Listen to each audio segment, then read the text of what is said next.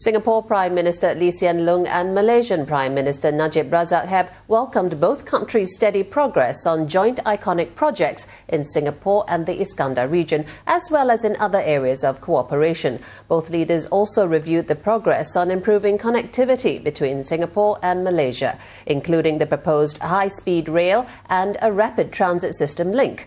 The announcements were made following the 5th Malaysia-Singapore Leaders Retreat in Kuala Lumpur today.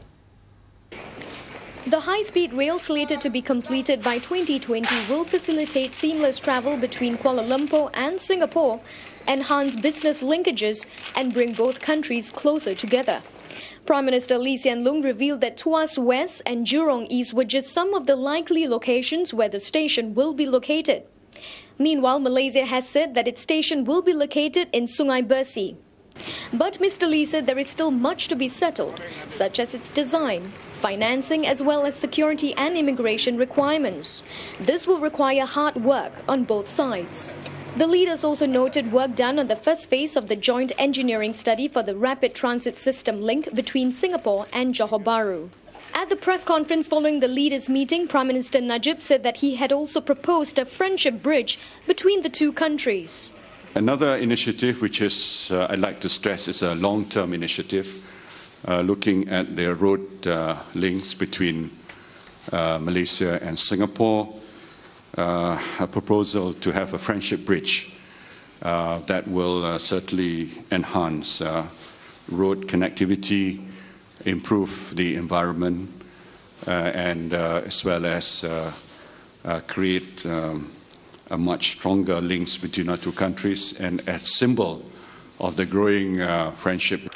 In response, Mr. Lee agreed that Singapore will need to widen the links across the Straits of Johor and has been studying this for the long term. And to provide greater convenience for commuters, Mr. Lee said the Customs and Immigration Quarantine Complex will most probably be co-located for the rail transit system link and the high-speed rail. Both leaders also noted the progress in Iskandar, Malaysia, and commended the work of the Malaysia-Singapore Joint Ministerial Committee for Iskandar, Malaysia. Iskandar, Malaysia is a strategic play to raise Malaysia above the global competition and to help Singapore also to maintain our economic competitiveness by integrating our two economies and complementing one another. And we agreed that it's important to develop the Iskandar Malaysia project comprehensively, not just in services, not just in residential properties, although these are important, but also in manufacturing, in industries, in order to create jobs, to attract investments. Mr. Lee added that as Iskandar thrives, having a skilled labour force is also crucial. As such, both leaders welcome ongoing discussions between the various agencies for both countries for collaboration in vocational training. They also acknowledged that the transboundary haze pollution is a recurring problem for the region and have reaffirmed their commitment to take decisive actions to solve the problem.